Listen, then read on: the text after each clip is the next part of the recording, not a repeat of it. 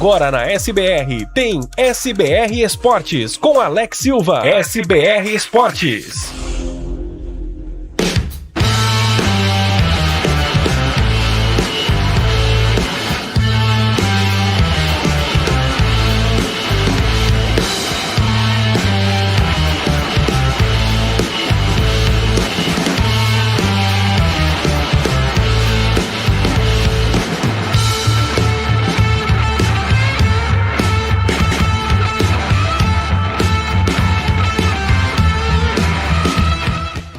E aí, uma ótima tarde para você que está aqui comigo na SBR em 92.1 FM e também por todas as nossas plataformas, pelo site portalsbr.com.br, pelo aplicativo Radiosnet e também por todos os outros aplicativos que você pode acompanhar a gente e no canal no YouTube, canal Alex Silva Narra, transmitindo também de forma simultânea o SBR Esportes de hoje. Quarta-feira, dia 15 de julho, tá chegando a final da Copa do Mundo, hein, gente? Eu fico triste de falar isso, mas eu também fico muito contente de dizer que temos hoje um grande jogaço, jogo de muita rivalidade entre Inglaterra e Argentina, às 4 da tarde, valendo uma vaga na decisão. E quem passar vai enfrentar a Espanha, que ontem deu um show de coletividade. Foi assim, algo espetacular o que fez a seleção espanhola ontem, conseguiu neutralizar a França, controlou o jogo, venceu por 2-0, olha, foi demais. Grande vitória da seleção espanhola. A gente vai falar muito também sobre o mercado da bola, né? Os times aí de São Paulo se movimentando, o Santos que já prepara o seu retorno para amanhã, né? Fez hoje o seu último treino antes da partida contra a equipe do Botafogo pelo Campeonato Brasileiro. Amanhã já tem Brasileirão, meu amigo. Amanhã já tem Campeonato Brasileiro e a gente vai falar sobre isso também. E você tá aqui junto comigo, já chega deixando o seu like aí, já chega deixando o seu like no YouTube, se inscreva no canal, você que tá ouvindo aí pelo rádio em 92.1 FM, vai lá no YouTube, se inscreva no meu canal, hein? O canal Alex Silva Narra, tá lá no YouTube, a transmissão com imagem pra você também, pra você acompanhar a gente aqui no SBR Esportes, tá certo? Então, manda lá a sua mensagem no chat, participe junto comigo, 14 3879 6039 é o WhatsApp aqui da SBR, manda mensagem, participe junto comigo, deixa aí o seu recado, deixa a sua mensagem, vamos juntos nessa, porque tem muito assunto pra gente falar aqui ao longo dos próximos minutos, ao longo da próxima hora, beleza? Muito assunto pra gente comentar sobre Copa do Mundo, sobre futebol brasileiro e também sobre seleção brasileira, viu? A CBF já traçou aí os objetivos pro próximo ciclo até a Copa de 2030. E eu já quero deixar a pergunta pra você, quem vai pegar a Espanha na final? Argentina ou Inglaterra? Os dois jogam hoje às 4 da tarde lá em Atlanta, hein? Manda aí a sua mensagem no chat. Também pode participar pelo WhatsApp 14 3879 6039. Vamos então às manchetes de hoje. Vamos trazer as informações do dia aqui para você na SBR.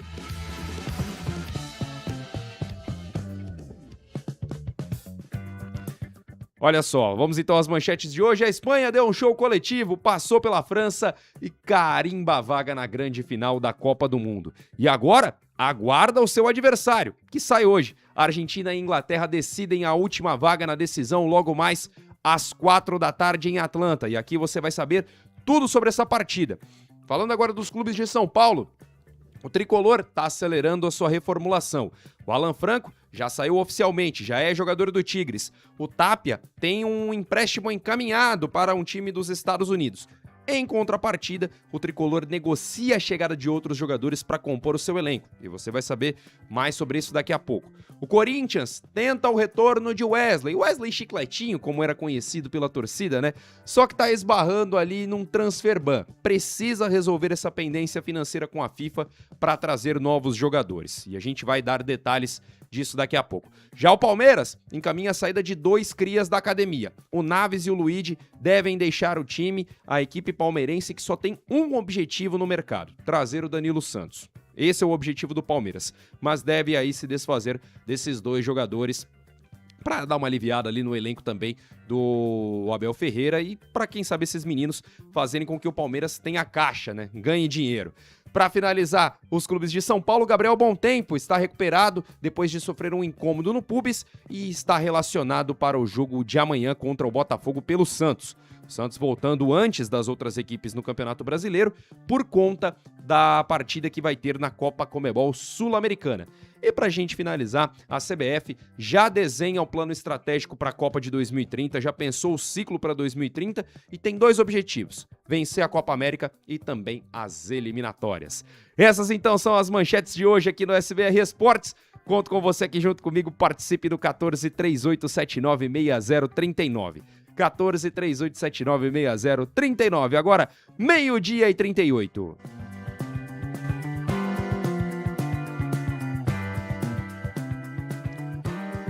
Gente, vamos começar então falando da vitória da Espanha ontem, porque olha, foi um show de coletividade.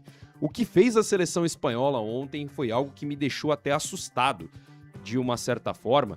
O que fez a seleção espanhola e o que não fez a seleção francesa, né? Vamos ser sinceros. A pior partida da França nessa Copa do Mundo, não à toa, sofreu a sua primeira derrota. Foi o jogo que a seleção da França não conseguiu vencer, o único até agora na Copa do Mundo, e vai deixar aí de disputar a final, né? A França que queria chegar na 3ª final consecutiva, né?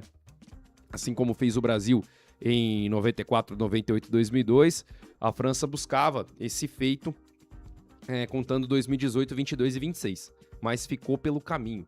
E, cara, foi uma partida espetacular da seleção espanhola, mas espetacular, com muita inteligência, com muito equilíbrio, um time que é muito disciplinado taticamente falando, e que Copa do Mundo faz a Espanha. Eu tinha falado aqui ontem que a Espanha ainda não tinha demonstrado aquele futebol bonito, vistoso que a gente imaginava antes da Copa do Mundo começar, né?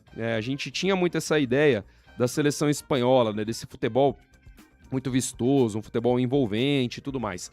Só que, cara, é uma seleção extremamente equilibrada. É uma seleção que, assim, além de ser extremamente equilibrada, é muito aplicada taticamente falando.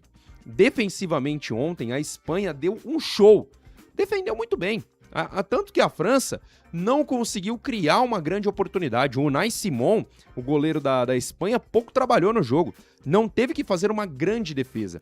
As defesas que ele fez foram chutes fracos ou bolas cruzadas que ele conseguiu cortar com tranquilidade. A seleção espanhola conseguiu o que outras equipes não tinham conseguido nessa Copa: neutralizar as individualidades francesas.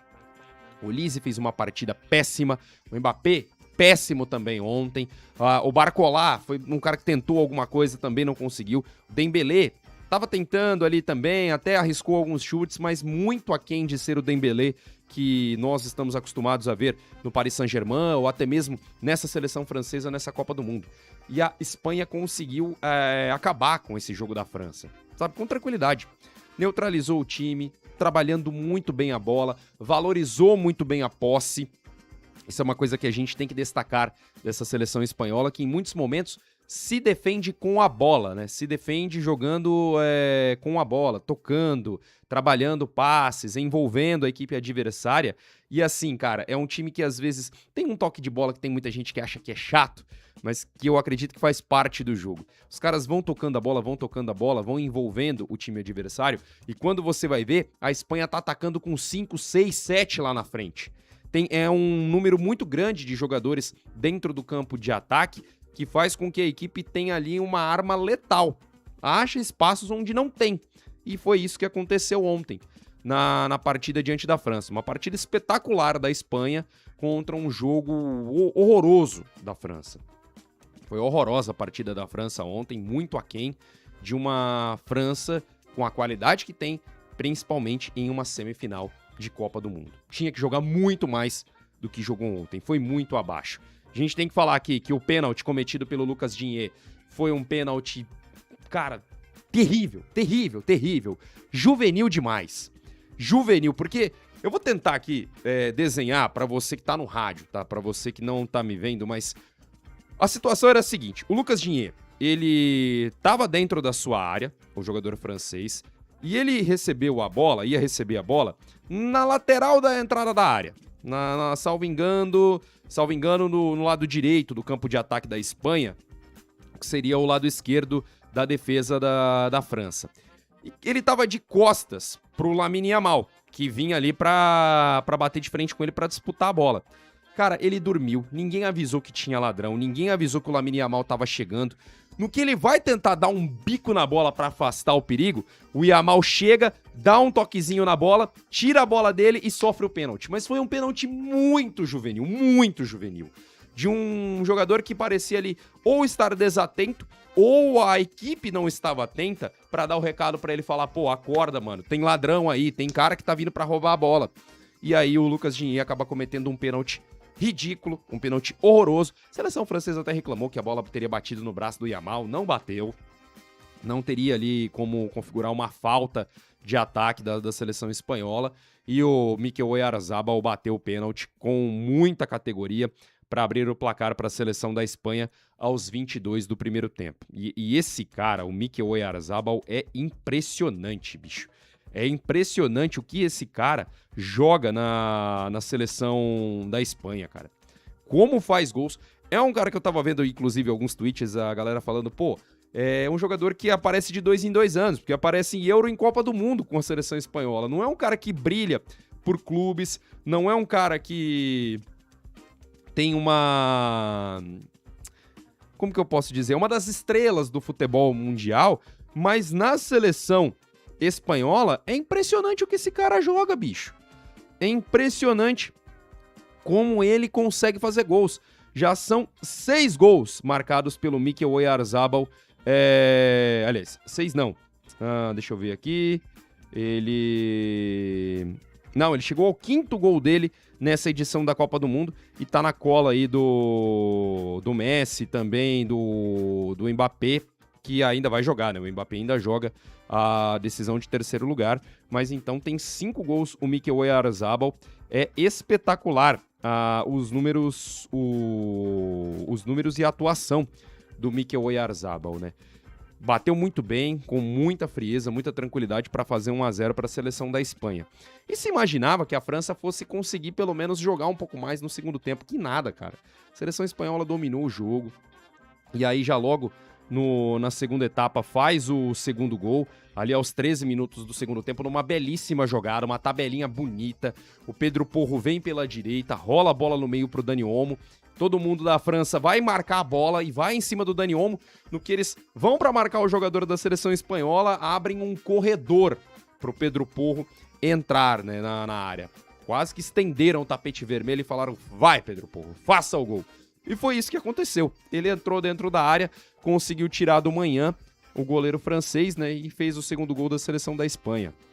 Trabalhando bem a bola, envolvendo a marcação, toques muito bem pensados e orquestrados por essa seleção comandada pelo técnico Luiz de la Fuente. E ainda o Lamine Yamal chegou a fazer o terceiro gol, golaço, jogada linda, mas o árbitro acabou anulando, né? O impedimento foi marcado, o semiautomático confirmou a posição irregular do Lamine Yamal no lance, e assim o gol não valeu, mas seria um gol espetacular. A seleção francesa, na base do abafa, o Didier Deschamps fez todas as trocas possíveis para colocar o time para frente, para colocar o time para cima, só que não adiantou de nada. A Espanha conseguiu controlar e muito bem, por mais que o Didier Deschamps tenha mudado o time, tenha tentado colocar a França no ataque, pressionando a Espanha, cara, não adiantou. A Espanha estava defendendo muito bem. O Cucurella fez uma partida espetacular. O que esse cara jogou bola ontem é um absurdo, cara. É um absurdo que jogou ontem o Cucurella, jogador que vai ser agora reforço do Real Madrid na próxima temporada. Jogou muita bola mesmo o lateral da equipe espanhola, defendendo, atacando. Foi um cara de muita importância. As mexidas do Luiz de la Fuente, colocando ali o meio-campo com o Rodri, com o Fabian Ruiz e com o Dani Olmo, também funcionaram. Jogadores que deram ali uma sustentação muito grande, não só para a marcação da seleção espanhola, como também para a saída de jogo. E assim a Espanha conseguiu garantir a sua vaga na final, dando um banho de coletividade na seleção francesa. Tivemos algumas declarações aí que foram tanto quanto polêmicas, né, o que repercutiram. Kylian Mbappé falou que a França foi longe de jogar o que pode. Foi uma França que foi muito abaixo na partida de ontem. O Cherki, que tinha dado uma declaração que a França ia esmagar todo mundo na Copa do Mundo, também falou que a França perdeu para ela mesmo. E de certa forma eu concordo. Eu acho que a gente tem que dar o mérito para a seleção espanhola, obviamente, porque foi realmente uma aula de futebol coletivo da Espanha, mas a França foi muito abaixo ontem também, cara, muito abaixo. A França não jogou nada ontem, nada mesmo. Então acho que tem um quê de verdade essa declaração do Cherki falando que a seleção francesa perdeu para ela mesma no final das contas. Porque eu acho que se a França tivesse conseguido colocar o seu jogo diante da Espanha, no mínimo teria criado mais oportunidades, no mínimo teria feito um jogo mais competitivo contra o time espanhol. E também teve a declaração do Didier Deschamps falando sobre a arbitragem, né? Falando que não era um árbitro a nível de apitar uma semifinal de Copa do Mundo. Vou falar uma coisa, ô Deschamps. Concordo com você, melhor dizendo, que alguns erros do Barton são muito questionáveis, de condução da partida. Mas nos lances capitais ele não interferiu. E vou te falar, se ele fosse um pouquinho mais rigoroso, ele tinha expulsado o Rabiot no final do primeiro tempo. Porque o Rabiot já tinha cartão amarelo, ele faz uma falta dura no final da primeira etapa, não vou lembrar agora quem foi o jogador da Espanha que tava ali na dividida. Se ele fosse um pouco mais rigoroso, ele tinha dado o segundo amarelo pro Rabiot e tinha expulsado o jogador francês. E eu não acharia um erro na situação, não. Porque o Rabiot flertou e muito com o perigo naquele momento. Poderia sim ter tomado o segundo cartão amarelo e poderia sim ter sido expulso. No demais, não acho que o Barton tenha realmente impactado no resultado da partida. É uma decisão questionável aqui e ali, uma inversão de escanteio ou tiro de meta, mas são coisas assim, abre aspas, triviais. É claro que o árbitro não deve errar, nada disso. Óbvio que isso acaba tendo um impacto no jogo, mas nos lances capitais, o Ivan Barton, o árbitro de El Salvador, não errou, pelo menos no meu ponto de vista. Não cometeu nenhum deslize que tenha impactado no resultado da partida. Acho que a França perdeu porque jogou mal, porque jogou muito mal, porque não foi a França que a gente viu durante a Copa do Mundo. O Olise não jogou nada, o Mbappé não jogou nada, Dembélé jogou pouco perto do que pode jogar, foi um dos que ainda tentou alguma coisa, mas também não deu em nada. O Barcola e o Doué, né? O Barcola entrou como titular e depois o Doué entrou na partida, também pouco fizeram. Cherki, quando entrou, fez uma partida muito ruim. Então foi uma seleção da França muito aquém do que a gente imaginava para uma semifinal de Copa do Mundo. Jogando contra uma Espanha que coletivamente construiu uma vitória maiúscula, gigantesca para cima da seleção espanhola, né? E aí já tá gerando meme que o Lamine Yamal é o pai do Mbappé, né? Até porque os times se enfrentam e a seleção da Espanha leva a melhor. E tem sido assim, né? Teve situação de Nations League, a Nations da Euro, né? A Liga das Nações da UEFA. Eurocopa também, a Espanha eliminando a França. Inclusive teve até o Yamal, eu vou te falar, cara. A galera tava falando que o Yamal romariou, né? Porque ele falou e ele bancou. Porque ele foi lá, provocou, colocou foto dele na vitória da seleção da Espanha contra a França, postou essa foto provocando e tudo mais. Os caras provocaram e corresponderam em campo. Seleção espanhola fazendo um baita resultado, uma baita partida, uma vitória maiúscula.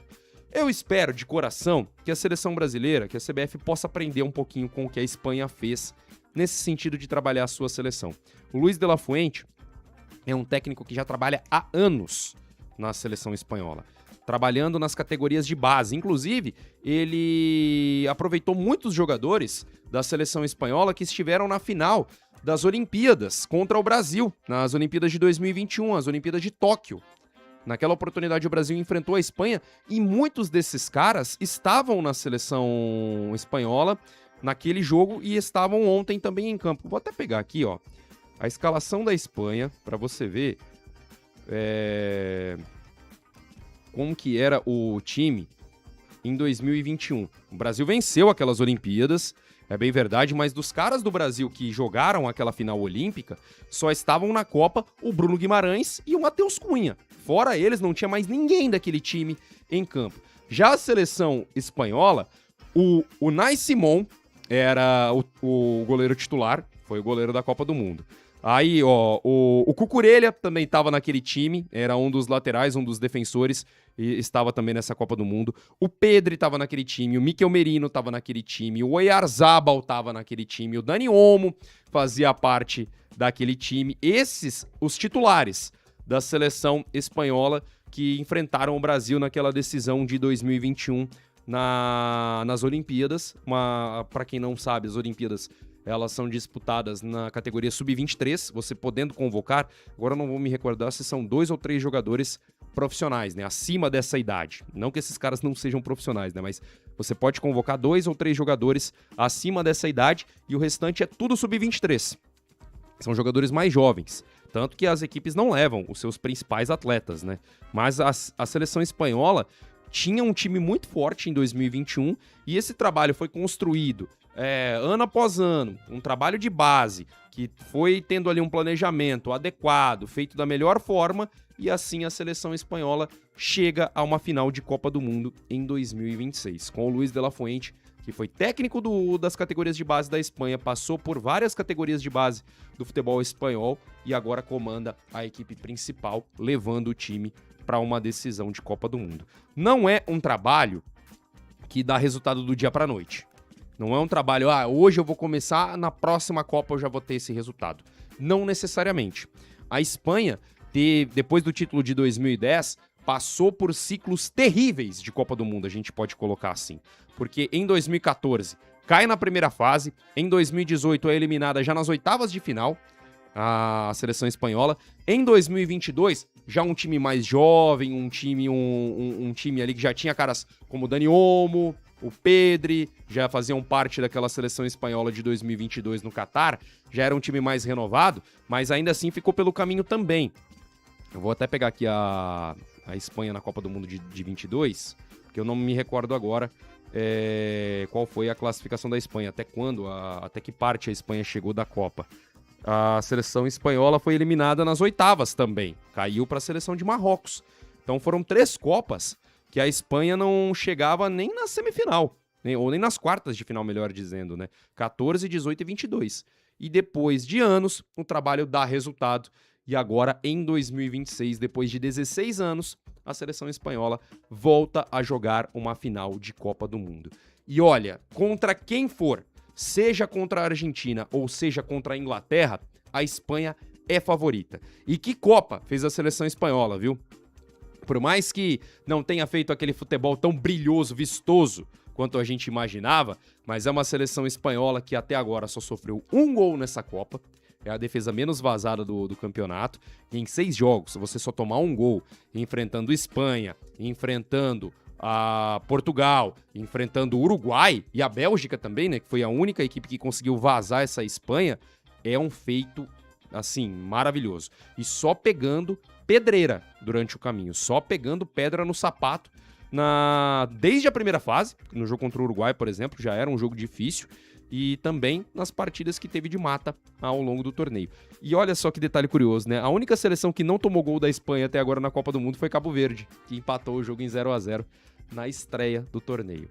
Seleção espanhola, realmente um time maravilhoso de se ver jogar, e dá pra imaginar a Espanha favorita contra quem quer que seja, contra a Inglaterra ou contra a Argentina. E agora eu quero saber de você o seguinte: quem você quer ver na final contra a Espanha? Inglaterra ou Argentina? Manda aí, 14 3879 6039 é o nosso WhatsApp, porque agora a gente vai falar desse clássico de hoje. Eu vou falar que é um clássico histórico porque tem muita rivalidade entre os dois times, cara. Tem muita rivalidade entre as duas equipes. Já estão lembrando da Copa do Mundo de 86, com aqueles gols do Maradona, né? 2 gols históricos. Um que foi o gol da La Mano de Dios, que o Maradona vai lá, disputa com o goleiro com a mão e acaba fazendo o gol. E também teve um lance, que é um gol antológico do Maradona, que ele sai driblando todo mundo, cara. Ele leva o time inteiro da seleção da Inglaterra para fazer o gol naquela partida de 1986. Os argentinos também estão lembrando de uma partida da Copa do Mundo de 2002. Copa do Mundo que a Argentina foi eliminada já logo na primeira fase, né? Enfrentando a seleção inglesa. Eu vi alguns vídeos circulando por aí, eles reclamando de erros de arbitragem, um pênalti que supostamente teria sido marcado de forma irregular a favor da seleção inglesa. Tem esses componentes desses jogos e, além de tudo isso, a Batalha das Malvinas, né? A Guerra das Malvinas, que o argentino tem uma raiva do inglês por conta disso, da Inglaterra por conta dessa questão da Batalha das Malvinas, que aconteceu lá nos anos 80 também, né? Lá na década de 80. Então, é de se imaginar um jogo quente, um jogo nervoso, um jogo de muita rivalidade, de muita intensidade entre essas duas equipes. Uma Argentina que chega de uma certa forma desgastada para essa semifinal, tendo passado por 2 prorrogações contra Cabo Verde e Suíça e um jogo muito desgastante contra o Egito, mas também pega uma Inglaterra que não teve caminho fácil até aqui também. Passa pelo Congo, virando o jogo nos últimos instantes. Contra o México, teve que fazer uma partida muito desgastante para avançar, muito por conta do fato do time mexicano ser um time que era um time muito forte, jogava dentro do México, né, dentro do estádio Azteca lotado, e além disso a Inglaterra perde um jogador já no início do segundo tempo. Teve que jogar com um a menos boa parte da segunda etapa. E além de tudo isso, teve a prorrogação contra a Noruega também, que foi bem desgastante para o time inglês. São duas equipes que vão chegar com uma perna um pouco pesada para esse jogo de hoje. Mesmo assim, você pode ter certeza que teremos uma entrega muito grande. A partida entre essas duas equipes acontece às 4 da tarde em Atlanta. E é a primeira vez que as duas seleções vão se enfrentar em uma partida de semifinal de Copa do Mundo. Quem vencer, pega a Espanha na decisão no próximo domingo às 4 da tarde no MetLife Stadium em Nova Jersey, nos Estados Unidos. E o perdedor vai jogar contra a França no sábado, a partida de terceiro lugar, né? Decisão de terceiro lugar, jogo que está marcado para 6 da tarde no estádio de Miami, lá também nos Estados Unidos, no Hard Rock Stadium. É a 4ª semifinal da Inglaterra na história, tá, gente? A seleção inglesa já tinha chegado na fase semifinal em outras 3 oportunidades. A primeira foi em 1966, em que a Inglaterra foi campeã, com aquele gol polêmico marcado contra a Alemanha, que supostamente a bola não teria entrado naquela situação. A bola teria batido na linha, mas a arbitragem deu o gol. Enfim, na época não se tinha VAR. E a seleção inglesa foi campeã. Depois, em 1990, a Inglaterra também chega na semifinal, uma Copa do Mundo que foi decidida entre a Argentina e a Alemanha, né? Só que quem eliminou a Inglaterra foi a Alemanha, a Argentina estava na outra perna e chegou na decisão. E em 2018, a seleção inglesa caiu também na fase semifinal. Foi a última vez que a Inglaterra jogou uma semifinal de Copa do Mundo, acabou perdendo para a seleção da Croácia naquela oportunidade. Nessa fase de mata-mata, os ingleses já passaram pelo Congo, pelo México e também pela Noruega, e agora enfrentam a Argentina nessa fase semifinal. A Argentina, que é a atual campeã. A atual campeã venceu a Copa do Mundo de 2022 e busca a sua 4ª estrela, né? Busca a sua 4ª taça do Mundial. A Argentina, que nunca foi eliminada em uma semifinal de Copa do Mundo, tá? É um fator interessante trazido aqui pelo GE que eu quero até contar aqui para vocês. Olha só, a Argentina esteve em uma semifinal em 1930, venceu a equipe dos Estados Unidos por 6-1, né? Foi a primeira Copa do Mundo a ser disputada, né? Foi a Copa do Mundo de 30. Em 1986, fez um 2-0 na Bélgica, também na semifinal. A partida contra a Inglaterra, em 1986, salvo engano, foi nas quartas de final.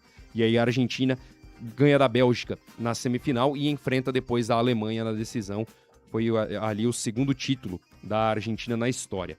Em 90, uma vitória nos pênaltis contra a Itália por 4-3 e depois em 2014 aquele triunfo diante da Holanda por 4-2 nos pênaltis após um empate sem gols na partida. Depois a Argentina enfrenta a Alemanha, que tinha passeado para cima do Brasil e acabou perdendo na prorrogação com o gol do Mário Götze, né? E a última semifinal da Argentina foi contra a Croácia em 2022, que a Argentina passou o carro, venceu por 3-0. Na edição de 78, você deve estar se perguntando, pô, a Argentina foi campeã em 78, você não falou de uma semifinal em 78. Na verdade, aquele ano fizeram de tudo para a Argentina ganhar, né, gente? Primeiro vamos colocar esse ponto aqui. Mas, naquela situação, não teve uma fase semifinal, né? Tivemos ali os classificados direto para a decisão. Então, a seleção argentina foi campeã sem passar por uma fase semifinal de Copa do Mundo, né? Não teve um confronto semifinal antes da decisão. Nessa atual campanha, a Argentina venceu Argélia, Áustria e Jordânia na fase de grupos e depois no mata-mata passou por Cabo Verde, por Egito e Suíça. Cabo Verde e Suíça, a Argentina venceu, mas venceu na prorrogação. Não venceu no tempo regulamentar, como foi contra o Egito. Na história, essas seleções elas duelaram pela fase de grupos em 1962, com uma vitória de 3-1 para a Inglaterra, e pelas quartas de final de 1966. Em 66, então, a Inglaterra passou pela Argentina para ser campeã. E em 1986, estava falando aqui dos 2 gols do Maradona, né? Esses gols foram nas quartas de final de 1986. A Argentina venceu por 2-1 aquela partida. Teve também uma oitavas de final em 1998, que a Argentina avança nos pênaltis por 4-3. Foi 2-2 com a bola rolando, e o último confronto foi pela fase de grupos de 2002 no Japão, com a vitória inglesa por 1-0, com esse pênalti aí que estão falando, que não foi pênalti, salvo engano. Quem sofre o pênalti é o Owen e quem bate é o Beckham, para fazer o gol da seleção inglesa. Então, tem rivalidade nesse confronto, é uma rivalidade que vai além do campo e vai também aí para a questão de guerras e tudo mais. A seleção da Inglaterra, que é comandada pelo alemão Thomas Tuchel, trabalha para manter uma linha defensiva nesse jogo de hoje com Konsa, Stones, o Guéhi e também o O'Reilly, né? Então essa deve ser a linha de defesa da seleção inglesa. O Declan Rice deve seguir no meio-campo, após se recuperar de uma virose e atuar somente por um tempo contra a Noruega. Reece James e o Mainu ficam com opções no banco. No ataque, o Tuchel deve manter Madueke, mas conta também com Bukayo Saka. Essas então as novidades aí da Inglaterra. Uma provável escalação do time inglês. Tem Pickford no gol, Konsa, Stones, o Guéhi e também o O'Reilly na defesa. No meio, Declan Rice e o Elliot Anderson, fazendo ali uma dupla de volantes.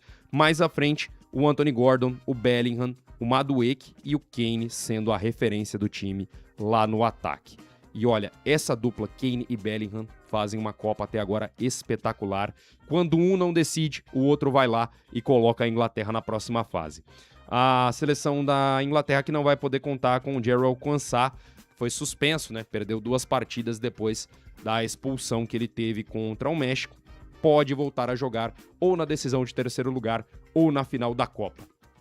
Já falando da Argentina, o Lionel Scaloni tem a chance de repetir a equipe que começou contra a Suíça nas quartas de final, mantendo aí um meio-campo com Paredes, com Depou, McAllister e Enzo Fernandes. O Nico Gonzalez e também o Giuliano Simeone, né, filho do Simeone, técnico da equipe do Atlético de Madrid, seriam possíveis surpresas se aparecessem entre os escolhidos nesse setor de meio-campo. Na direita, o Nahuel Molina é o favorito na disputa com o Montiel, já o ataque deve ser formado por Messi e Julián Álvares. Julián Álvares fez um golaço contra a Suíça e ganhou de vez a disputa com o Lautaro Martínez. Uma provável escalação da seleção argentina tem Dibu Martínez no gol, Molina, Cuti Romero, Lisandro Martínez e Tagliafico na defesa, mais à frente Depou, Paredes, McAllister e Enzo Fernandes, no ataque Lionel Messi e Julián Álvares. Esse deve ser o time da Argentina para o jogo de hoje. A arbitragem vai ser comandada pelo norte-americano Ismail El Fati, também pelo Corey Parker e por Kyle Atkins, todos dos Estados Unidos. Quarto árbitro, o Maurizio Mariani, da Itália, e ainda pelo menos até o momento não tem uma divulgação do VAR aqui, né? Quem vai comandar o VAR da partida desse confronto entre Inglaterra e Argentina. Inclusive, por falar em arbitragem, me arrisco a dizer que se a Inglaterra for para a final, quem apita a decisão é o Wilton Pereira Sampaio. Tá entre os árbitros cotados para apitar a decisão. Eu acho muito difícil que se tenha um árbitro Conmebol né, no caso o Wilton é árbitro do Brasil, né, árbitro brasileiro, o Brasil faz parte da Conmebol, também faz parte a Argentina. Acho muito difícil ter um árbitro da Conmebol para apitar um jogo entre um sul-americano e um europeu. Agora, caso tenhamos 2 europeus na decisão, com Espanha e Inglaterra, pode ser que o Wilton comande o apito na decisão da Copa do Mundo. Olha, é um grande jogo entre Argentina e Inglaterra. Eu vejo a seleção inglesa muito forte, ainda tendo alguns probleminhas sob o comando do Thomas Tuchel, né? Ainda não é aquela equipe totalmente dominante nas suas partidas, mas tem caras que conseguem fazer a diferença. E é um time que corre, é um time que se doa, que se mata em campo. Isso é uma coisa que fica muito clara. E é um time muito aplicado, até, taticamente falando, essa seleção inglesa. Contra uma Argentina que os caras se conhecem, é um time entrosado, mas me parece um time cansado. Sofreu contra a Suíça. Já falei aqui e volto a dizer, se o Embolo não tivesse feito a besteira que fez, no 11 contra 11 a Suíça estava melhor e poderia sim vencer a partida. Poderia virar o jogo para cima da Argentina. Acabou que foi expulso por uma bobeira e aí com 1 a menos a Suíça se complicou demais naquele jogo. A Argentina é uma seleção forte, é uma seleção que tem seus destaques individuais, Lionel Messi, Enzo Fernandes, Julián Álvares, você pode ter um Lautaro Martínez que entra, mas do meio para trás é um time que sofre bastante. É um time que vem tendo dificuldades ao longo desse mata-mata. Não me surpreenderia com uma classificação da Inglaterra no jogo de hoje. Eu, Alex, vou torcer pra Inglaterra. Tô deixando isso claro aqui. Hoje eu sou inglês desde criancinha. Não vou torcer pra seleção da Argentina. Mas aí, quero saber a sua opinião também. Quem você acha que vai levar? Quem vai pra decisão da Copa do Mundo? Argentina ou Inglaterra? Quem será que passa, hein, gente? Manda aí no WhatsApp 1438796039 que eu quero saber a sua opinião. Se você tá no YouTube aqui comigo no chat, manda aí também o seu recado, porque olha, é um jogaço. Jogo grande entre as duas equipes. Dá pra imaginar uma partida pegada, disputada. Eu imagino que o jogo de hoje vai ser um pouco mais truncado do que foi a partida de ontem. Vai ser uma partida de muito embate físico entre ingleses e argentinos. Dá pra imaginar muitos duelos entre eles dentro do campo. Eu acho a Inglaterra um pouquinho favorita em relação à Argentina. Eu vejo que a Inglaterra faz uma Copa um pouco melhor que a Argentina, principalmente quando a gente fala de mata-mata. Acho, inclusive, que a Inglaterra passou por adversários mais complicados do que a Argentina passou até agora nessa Copa do Mundo. Mas isso não quer dizer nada. Isso não quer dizer absolutamente nada para essa fase semifinal. Quem você acha que passa? A Argentina? Será que Lionel Messi leva o seu time para mais uma final de Copa do Mundo? Seria a terceira do Messi com a seleção argentina. Ou será que Harry Kane, Jude Bellingham conseguem, depois de 60 anos, levar a Inglaterra para uma decisão de Copa? Manda aí no chat a sua opinião, os seus comentários sobre esse grande jogo que teremos entre essas duas equipes. Olha, 4 da tarde, se eu fosse você, ficaria na televisão, vai ter transmissão na TV aberta, Globo, SBT, vai ter transmissão na Cazé TV também. Prepara aí sua pipoquinha e vai assistir o jogo porque vale a pena, viu, gente? Vamos falar agora dos clubes de São Paulo. Vamos começar com o Tricolor. São Paulo que tem algumas mudanças aí no seu elenco. O Tricolor paulista fazendo uma reformulação na sua equipe. O São Paulo que anunciou ontem a saída do Alan Franco, né? O Alan Franco já não é mais jogador do São Paulo, já foi anunciado pelo Tigres do México, um empréstimo com passe fixado, né? O São Paulo, então, nessa busca de reformular o elenco, já se despediu oficialmente do zagueiro Alan Franco. Na segunda-feira, o argentino tinha acertado o empréstimo dele com o Tigres do México por uma temporada. O Alan Franco, que vinha sendo titular da equipe do São Paulo no primeiro semestre, mas pediu para ser negociado porque entendia que não teria muito espaço com o Dorival Júnior, né? Acho que principalmente depois da reintegração do Arboleda e da chegada do Domingos Duarte, ele via ali que teria pouco espaço com a equipe do São Paulo, pouco espaço com o Dorival Júnior. O São Paulo deve receber cerca de $500 mil, né? Algo em torno de R$2,5 milhões na cotação atual pela transferência, e pode receber mais $1,5 milhão, que seria algo em torno de R$7,6 milhões, caso o Tigres opte pela contratação do Alan Franco ao final do empréstimo na próxima temporada. E o Alan Franco também, pelas informações que foram divulgadas, perdoou aí uma dívida que o São Paulo tinha com ele. Outro atleta que pode deixar o São Paulo é o Tapia, tá? O Gonzalo Tapia, atacante chileno, pode deixar o tricolor nas próximas horas, né? O São Paulo encaminhou o empréstimo dele para o Columbus Crew dos Estados Unidos. O contrato será de uma temporada com um valor fixado em $1,5 milhão, cerca de 7 milhões e 600 mil reais, para que a equipe estadunidense fique com o jogador chileno que hoje pertence ao São Paulo. Muita gente lembrando, pensando, pô, o Tapia foi empréstimo do River Plate. Não, São Paulo contratou o Tapia em definitivo. Uma negociação que foi feita junto à equipe argentina, envolveu aí o Galopo lá no River Plate, o Tapia ficou, o Enzo Dias ficou. Então ele é jogador definitivamente do São Paulo, não está emprestado mais. Só que agora o tricolor deve emprestar o Tapia para a equipe dos Estados Unidos. E as mudanças do São Paulo não devem parar por aí não, tá? Outros jogadores devem deixar o elenco. O São Paulo já liberou o Yang, o Cedric Soares, o Matheus Belém, o Luan e o Paulinho para buscarem novos clubes, né? O Yang, o Matheus Belém, o Luan e o Paulinho são jogadores formados na base. O Yang até teve algumas oportunidades no gol, chegou a participar daquele 6-0 que o São Paulo tomou da equipe do Fluminense no ano passado, mas quase não teve culpa com relação a isso. O Matheus Belém teve poucas oportunidades, o Luan, desde que retornou, também poucas oportunidades. O Paulinho acho que poderia ter sido um pouco mais testado, cara. É um jogador que eu vi jogar na base, tem uma característica ali de camisa 9, mas pode jogar também um pouco mais pelos lados do campo, tem bastante movimentação. Foi um reserva ali imediato do Rian Francisco na equipe sub-20 do Tricolor. Eu acho que poderia sim ser melhor aproveitado, mas há uma percepção de que não há espaço para ele e aí ele busca um novo clube.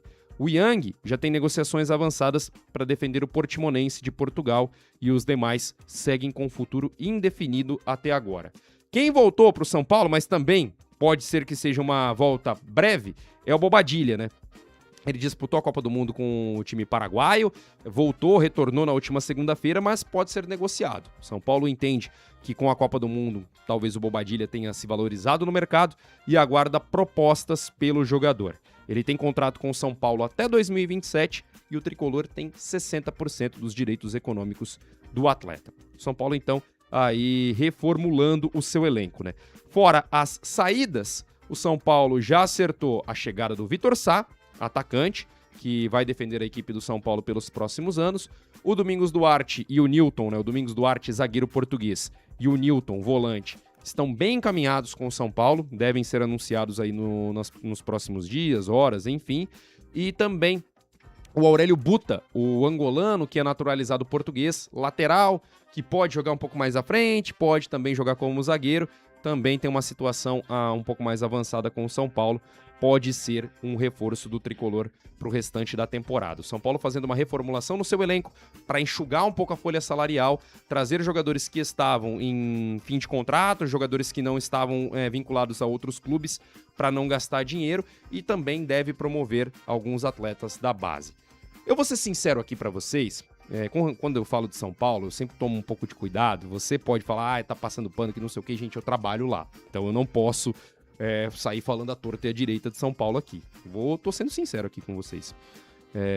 Mas enfim, não acho que a saída do Alan Franco seja uma perda gigantesca pro São Paulo. Acho que era um jogador importante, não teria me desfeito dele. Acredito que ele fosse um cara que pudesse entregar nesse elenco tricolor, mas com vocês querendo ou não, São Paulo precisava de zagueiros. O Arboleda voltou, é um jogador que qualidade tem, eu só espero que ele coloque a cabeça no lugar e jogue bola. Porque se ele colocar a cabeça no lugar e jogar bola, cara, ele é o melhor zagueiro do time. Ele é disparado o melhor zagueiro do São Paulo, na minha visão. Eu não gosto do que ele fez, acho que o que ele fez é uma coisa inadmissível, mas a diretoria entende que precisa do cara. E o cara também se dispôs a voltar, então não tem muito o que fazer nesse sentido. Então eu acredito que o Arboleda é o melhor zagueiro do São Paulo. Você tem o Sabino, que estava jogando muito bem, inclusive sendo titular jogando pelo lado esquerdo da defesa, que é o lado do Alan Franco. O Sabino estava jogando melhor que o Alan Franco, na minha visão. Então, assim, Tecnicamente o Arboleda é o melhor zagueiro, mas no momento o Sabino era o melhor zagueiro do São Paulo. E jogando bem. É uma coisa que a gente tem que levar em consideração. O Rafael Tolói, que muita gente pega no pé, eu já não acho que é essa ruindade toda que a torcida vê. É um zagueiro que zagueira. Não tem uma das maiores habilidades pra sair jogando, não tem aquela coisa de toque refinado e tudo mais, mas quando tem que dar bico na bola, ele vai dar bico na bola, quando ele tem que chegar junto, ele vai chegar junto, e é assim. É um jogador que já não tem uma velocidade muito grande? Mas é um cara que zagueira. E acho que dentro do que ele estava apresentando pro São Paulo, hoje ele cabe nesse time tricolor. Talvez não seja o titular da zaga do São Paulo, eu acho que hoje a zaga vai ser formada por Arboleda e Sabino. Mas caso o Rafael Tolói entre, eu não acho que ele comprometa, gente, sinceramente falando. Vejo um exagero da torcida do São Paulo em alguns momentos ao falar do Rafael Tolói, muito por conta da idade. Essa é a minha percepção, não acho que ele tem feito partidas ruins. O Osório, quando entrou bem. O Isaac é um garoto da base, que eu acredito que pode ser bem aproveitado nesse time do São Paulo também.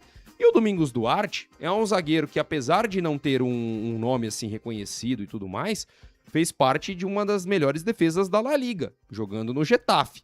É o zagueiro mais experiente, pelas informações que vi, é muito bom na bola aérea, é muito bom no jogo aéreo, tem ali um pouco de lentidão, mas é muito bom nessa bola alta. Então, assim, dentro do plantel, eu vejo que o São Paulo tem um número suficiente de zagueiros para o restante da temporada. E zagueiros que têm uma qualidade de acordo com o elenco hoje. Um elenco que não pode fazer grandes investimentos, que não pode fazer grandes contratações, é o que tem para hoje, e eu acho que o São Paulo tem zagueiros a nível do seu elenco. Não acho que são zagueiros ruins. E o Alan Franco é uma perda, é um jogador que eu gostava, eu acho que ele tem uma técnica na saída de bola, é um cara que de vez em quando ajuda até na construção das jogadas no campo de defesa, mas a situação era difícil, financeiramente falando, visando enxugar a folha, o São Paulo empresta ele pro Tigres do México, e assim ele vai jogar o Campeonato Mexicano. Com relação às outras contratações, o Vitor Sá eu acho que faz um estilo de jogador que o Dorival gosta. Não necessariamente com as mesmas características, mas o Dorival, eu lembro muito do time de 2023. O Dorival ele tinha jogadores pelos lados do campo que não necessariamente eram jogadores finalizadores, como o Wellington Rato e o Rodrigo Nestor. Cada um jogava por um lado do campo naquele time do São Paulo. Se você bem lembra da equipe do São Paulo naquele título da Copa do Brasil de 2023. O Vitor Sá é um jogador que tem uma característica parecida com isso e pode encaixar nesse time. Talvez jogando o Arthur de um lado, o Vitor Sá do outro, quem sabe? Pode ser essa a configuração do São Paulo para a sequência da temporada. Com relação ao Newton, vi pouco dele no Botafogo, mas pelo que falam é um jogador jovem e é um jogador que encaixa numa característica que eu vejo que o São Paulo precisa. Volante, mas volante de marcação. Porque tem volantes para saída de jogo com o Bobadilha, com o Danielzinho, com o Marcos Antônio. Então, precisa de um cara para ser esse cara mais cão de guarda. E hoje só tem o Pablo Maia no time e que não vinha num bom momento. Talvez agora com o Dorival ele volte a jogar melhor. Inclusive foi com o Dorival que o Pablo Maia teve o melhor momento da carreira dele e chegou a ser convocado para a seleção brasileira, pelo próprio Dorival. Então, o Newton chega para suprir essa carência nesse time do São Paulo também. O Aurélio Buta, não sei muito sobre ele, mas é fato que hoje um lateral experiente, o São Paulo só tem o Lucas Ramon, o Cedric já não faz mais parte dos planos, e aí tem os garotos, Mike e Igor Felisberto, que são bons jogadores. São jogadores que têm potencial, mas ainda carecem de se provar mesmo no profissional. Então é melhor você ter um cara experiente, que pode até fazer outras funções dentro do campo, para fechar essa lacuna. Então, assim, gente, eu entendo, o torcedor são paulino tá muito ressabiado, tá muito desconfiado por conta de tudo que já aconteceu ao longo dos últimos anos, por problemas políticos, problemas que não envolvem necessariamente o campo, e os resultados em campo também não aparecem. Eu entendo que o torcedor tá muito desconfiado. Tem muita gente falando em Série B. Eu acho que nem tanto ao céu, nem tanto ao inferno. Eu acho que o São Paulo tem time para fazer um campeonato para brigar por vaga na Libertadores. Seja uma vaga na pré-Libertadores ou uma vaga na fase de grupos do torneio. Tá ainda distante de Palmeiras e Flamengo, vamos ser sinceros, até do Cruzeiro também, que tá lá embaixo na tabela, mas que tem um bom time. Não está no mesmo nível dessas equipes hoje, mas assim, também não tá muito distante. E eu não vejo o São Paulo hoje brigando por rebaixamento. Vai ter que jogar bola, vai ter que se provar em campo, vai ter que fazer com que os problemas extracampo não se reflitam dentro dele. E isso vai ter que acontecer. Isso, para mim, é claro, óbvio e cristalino. Vai precisar resolver essas questões para conseguir resultados. Mas eu acho que o torcedor são paulino... É difícil pedir isso. Eu sei que é difícil falar isso pro torcedor do São Paulo, mas vai ter que ter um pouco mais de calma nesse momento. E eu não vejo que é um time tão ruim assim quanto pintam. Muito pelo contrário. Eu vejo um time que tem peças importantes e um time que tem alguns jogadores ali que tem qualidade para resolver. E aí, vamos ver se o Dorival consegue azeitar tudo isso, ajuntar tudo isso em um bom trabalho coletivo do São Paulo. A reformulação está sendo feita porque não tem dinheiro. Isso é claro. E agora vai ter que saber aproveitar as peças que tem. Vamos falar então do Corinthians. Pode mandar aí sua opinião sobre o São Paulo, viu, gente? Manda aí no WhatsApp, no 1438796039 e participe junto comigo, viu? Vamos falar do Corinthians, né? Se a gente tá falando de um São Paulo que não tem dinheiro, o Corinthians, então, vive uma situação terrível também, né? O Corinthians que avançou no acerto com o Wesley, né? Para repatriar o jogador, o atacante que foi formado no terrão das categorias de base do Corinthians, mas precisa resolver o seu transfer ban para conseguir trazer efetivamente o atleta, né?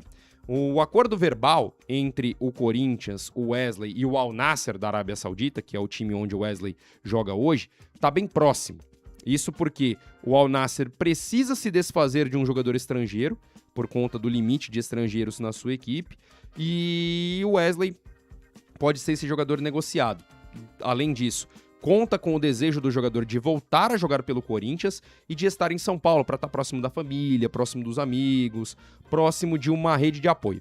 Ele também é cobiçado pelo Cruzeiro e pelo Grêmio, só que ele já deixou bem claro para os representantes dele que o desejo de retornar pro CT Joaquim Grava é maior nesse momento, né? Além do vínculo que o Wesley tem com o Corinthians, tem a questão de estar bem habituado em São Paulo, de ter pessoas próximas a ele na capital paulista.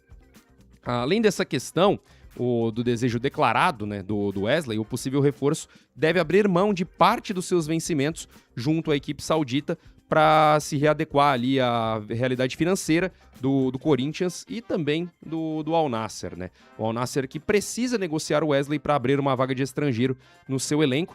E caso a negociação se concretize, o time saudita deve arcar parte dos custos, né? Ele deve arcar com parte dos salários do jogador, enquanto o Corinthians vai pagar o restante. O GE traz aqui a informação de que as pessoas que foram ouvidas pela reportagem, né, afirmam que o acordo entre o Corinthians e o Al Nassr e o Wesley está bem encaminhado. Agora tem que resolver a questão do transfer ban. E a situação do transfer ban é a seguinte, né? O Corinthians tem duas dívidas para acertar com a FIFA, né? Tem duas dívidas aí para resolver e não ter mais o transfer ban e poder registrar novos jogadores. A primeira é a dívida com o Philadelphia Union, quando o Corinthians comprou o volante José Martínez. Não pagou essa dívida e por isso foi acionado na FIFA. Depois teve uma multa por conta do não pagamento desse jogador e isso aí está sendo somado nesse transfer ban. Então o Corinthians, neste momento, deve algo em torno de 9 milhões de reais para conseguir registrar novos jogadores. O Marcelo Paz, que é o executivo do Corinthians, né, o diretor executivo de futebol da equipe corintiana, deu uma entrevista para a TV Bandeirantes e falou que a ideia é o Corinthians conseguir se livrar dessas pendências financeiras o quanto antes, para poder registrar novos jogadores ainda nesta janela, que vai ficar aberta do dia 20 de julho até o dia 11 de setembro. Ele falou, inclusive, que não acredita que o Corinthians vai passar toda essa janela sob o transfer ban, porque com essa situação, nem na base o Corinthians pode registrar novos jogadores, então por isso deve resolver essa situação o quanto antes. E o Osmar Stabile, que é o presidente do Corinthians, né, tá buscando ali junto ao mercado recursos para conseguir pagar todos os seus compromissos. E dentro dos compromissos, não é só o transfer ban que o Corinthians tem que acertar não, viu? Tem que acertar também o pagamento dos direitos de imagem do elenco profissional, que tá tudo atrasado. O próprio Hugo Souza já falou que é uma situação que é bem ruim, o goleiro do Corinthians, né, comentou sobre isso. E realmente, você trabalhar sem ganhar, sem cair o cascalho na conta, sem cair o combinado na conta, meu amigo, é difícil, viu? Então, o time corintiano corre aí contra o tempo, né? A diretoria corintiana corre para resolver essa questão do transferbão quanto antes e trazer o Wesley para o time. Pode ser um bom reforço. O Wesley, enquanto estava no Corinthians, estava muito bem. Não sei como é que tá lá na Arábia. Confesso que não acompanhei a passagem dele pelo Al Nassr. Sei que o time foi campeão árabe, né? Foi campeão saudita, mas não necessariamente acompanhei o desenvolvimento do Wesley nesse meio tempo. Pode ser um jogador que traga aí um reforço bastante interessante para a equipe do Corinthians, pensando na sequência da temporada. Por falar em negociações, deixa eu falar aqui do Palmeiras rapidamente. O Palmeiras que está muito próximo de se desfazer, digamos assim, de 2 jogadores crias da academia, né? O Naves e também o Luigi. O Naves é uma situação que envolve também, inclusive, o Danilo Santos, que o Palmeiras quer trazer do Botafogo. Isso porque o Naves estava envolvido na proposta que o time alviverde fez para o Botafogo para trazer o Danilo Santos, né? Tinha oferecido o Naves e mais um valor em dinheiro para trazer a equipe, para trazer o jogador do Botafogo pro Palmeiras, né? Só que aí a proposta não foi das melhores, o Botafogo quer ganhar mais, o Danilo Santos também quer um cascalho a mais para defender o Palmeiras e tudo mais, então o negócio tá meio que travado. E o Danilo é o jogador que interessa, é o alvo do Palmeiras nessa janela de transferências. Fora ele, pelo menos de momento das informações divulgadas, o Palmeiras não tem outro jogador em vista para buscar a contratação. O Danilo é o cara nesse primeiro momento. E aí o Naves, que estava envolvido no negócio, pode sair do Palmeiras, mas ter um caminho diferente. O México pode ser o rumo do Naves, né? O Palmeiras está encaminhando a venda do zagueiro para o Necaxa do México, né? A situação é a seguinte, o Palmeiras encaminhou então a venda do Naves para o Necaxa do México. As negociações estão em andamento para uma saída em definitivo por cerca de 3 milhões de dólares, algo em torno de 15 milhões de reais, mais metas, segundo o staff do zagueiro, ainda sem definição sobre o tempo de contrato. Uma informação que foi divulgada pelo UOL e já confirmada por outros portais também. O atleta de 24 anos estava a última temporada no Alverca de Portugal por empréstimo, fez 3 gols e 34 partidas nesse período, voltou ao Palmeiras ao fim do contrato com o clube português e agora deve tomar rumo para o Necaxa do México. Ele se formou na base alviverde, subiu para o profissional em definitivo em 2022 e no clube disputou 4 temporadas com 15 jogos, né, com no máximo 15 jogos em 2024, ano em que ele mais atuou com o time de Abel Ferreira. E é um fato também, né, que o Naves teria pouco espaço nesse time do Palmeiras, porque olha os zagueiros à disposição. Gustavo Gomes, Murilo, Bruno Fux, Benedetti e o Koné, zagueiro da Costa do Marfim, que subiu da base e tem treinado com o time principal, além do Barbosa, que chegou, né, foi contratado nesse meio de ano e vai reforçar o time aí na segunda parte da temporada. Então dificilmente ele teria espaço, por conta disso o Palmeiras deve negociar, deve vender o Naves para a equipe do Necaxa do México. E outro jogador que pode deixar a equipe é o Luigi, viu? O Luigi tem uma negociação de empréstimo com o New York City. O New York City dos Estados Unidos deve então levar o Luigi por empréstimo, o jogador também formado nas categorias de base do Palmeiras. Está em negociação essa situação, tá?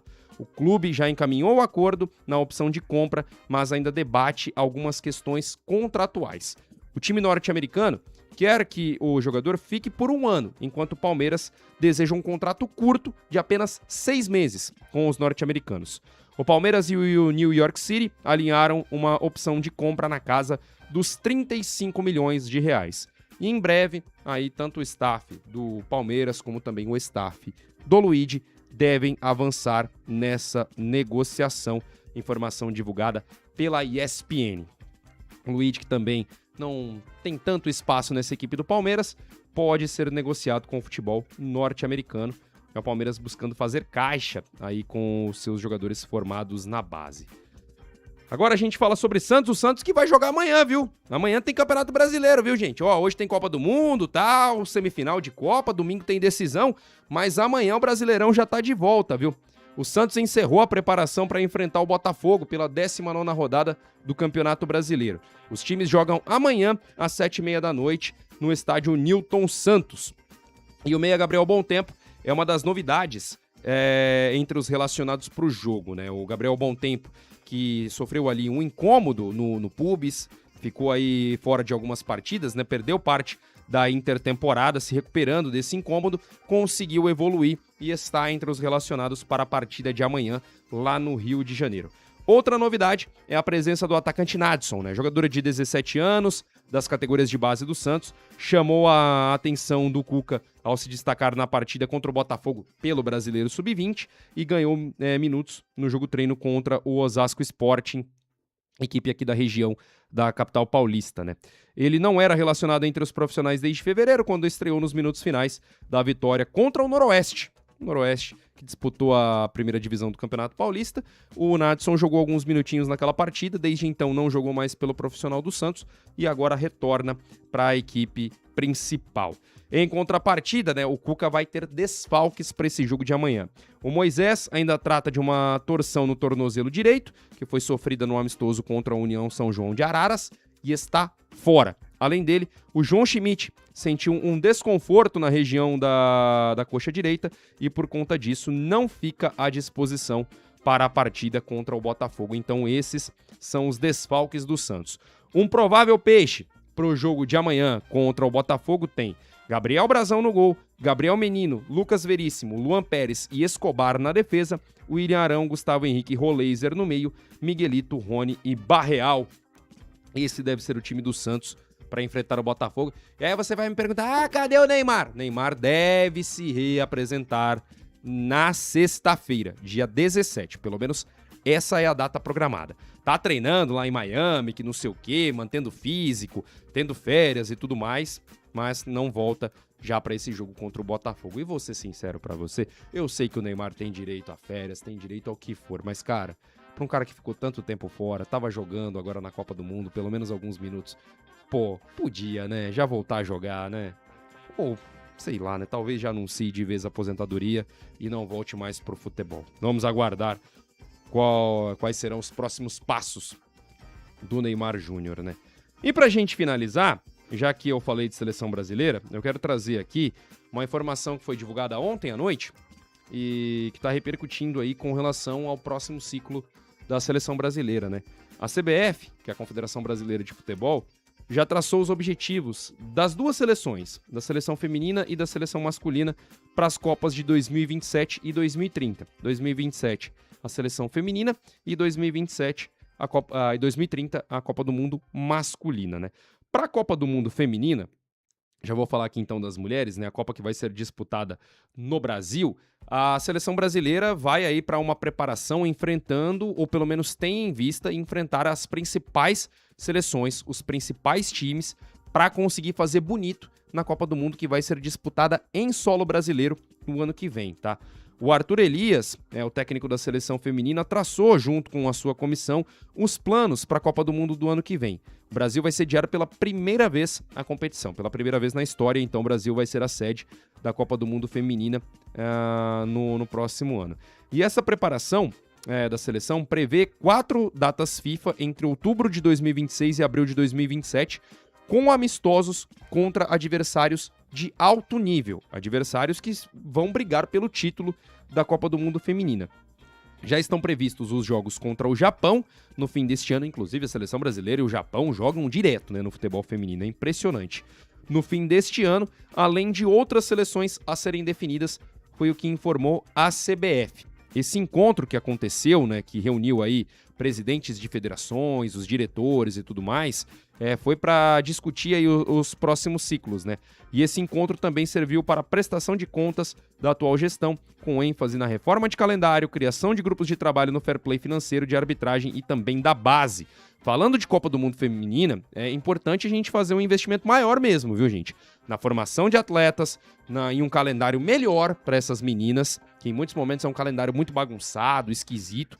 Tem times que tem muitos jogos, tem times que tem pouquíssimos jogos. Acho que dá pra gente trabalhar melhor esse calendário feminino, né? E então esses os objetivos. Amistosos de grande nível, pensando na Copa do Mundo de 2027, que vai ser disputada aqui no Brasil.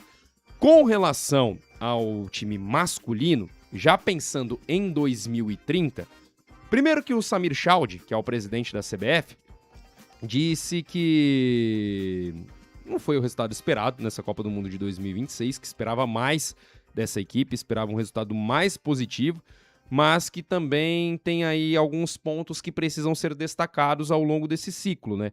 O trabalho que vem sendo realizado na base, a integração entre as categorias, tanto no masculino quanto no feminino, é um trabalho contínuo, que não para, e segundo ele, uma página foi virada e agora o foco é na Copa do Mundo feminina no ano que vem, para depois também se pensar no ciclo de 2030. Isso ele falando enquanto CBF.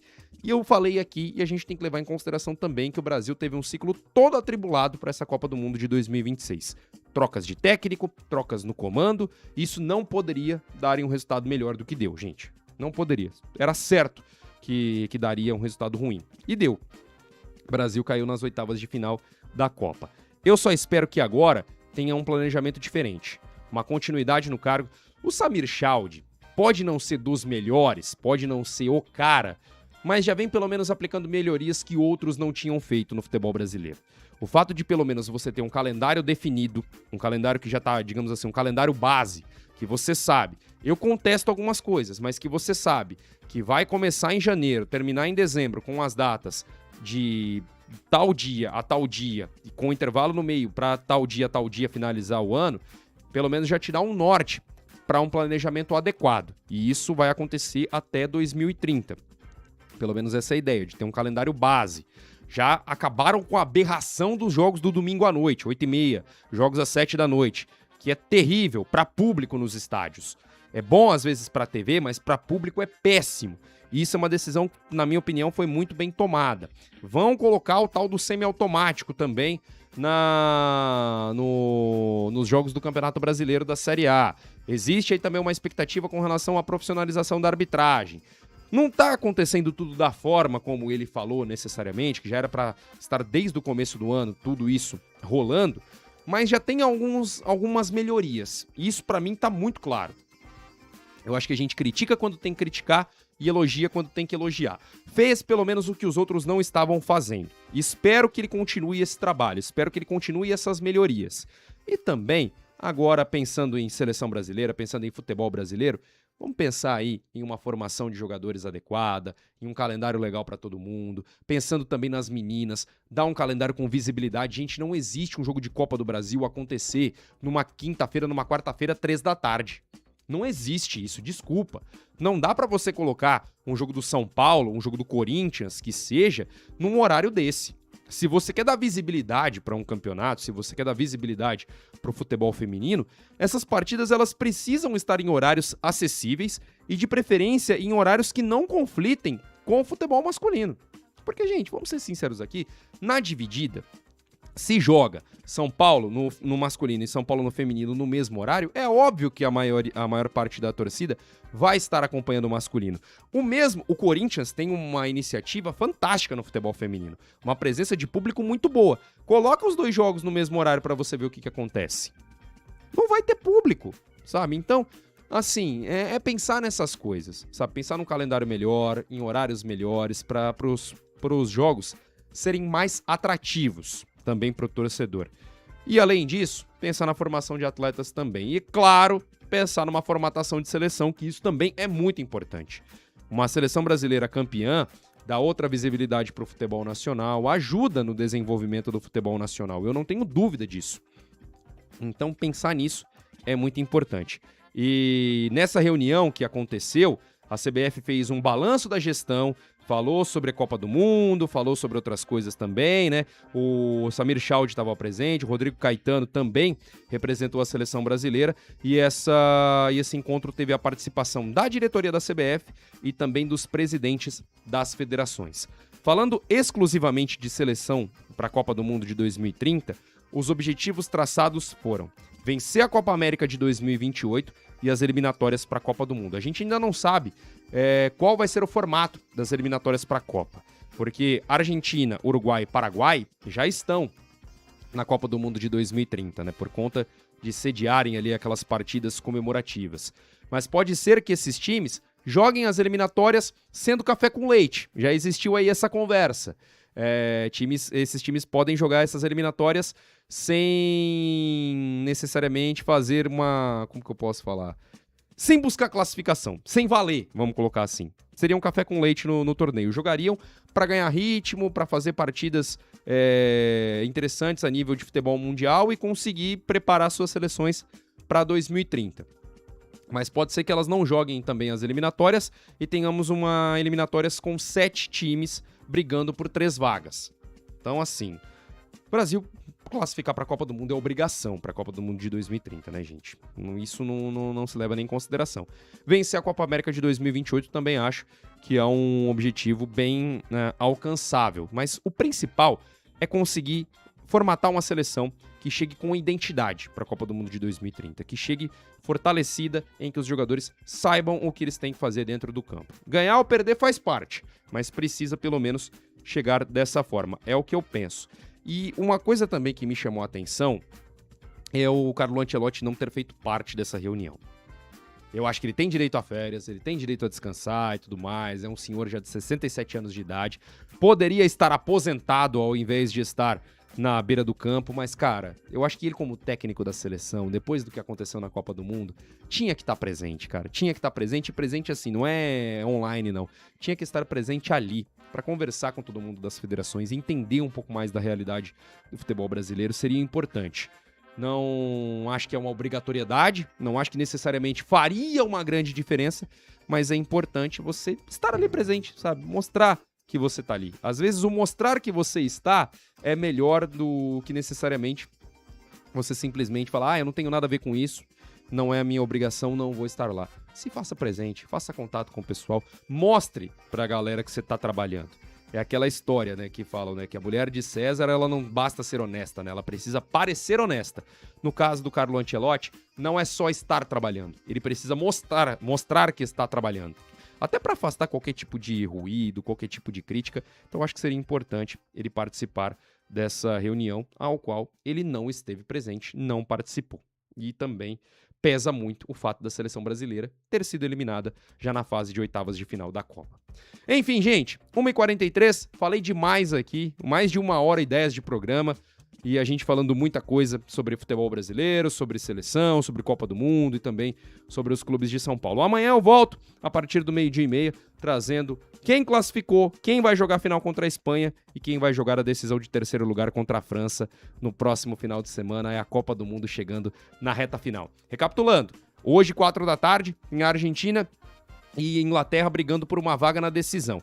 E amanhã tem a volta do Campeonato Brasileiro e a gente vai falar sobre tudo isso aqui no SBR Esportes. Eu agradeço demais o carinho da sua audiência, um forte abraço e até amanhã. Tchau, tchau, hein? Você ouviu SBR Esportes com Alex Silva. SBR Esportes.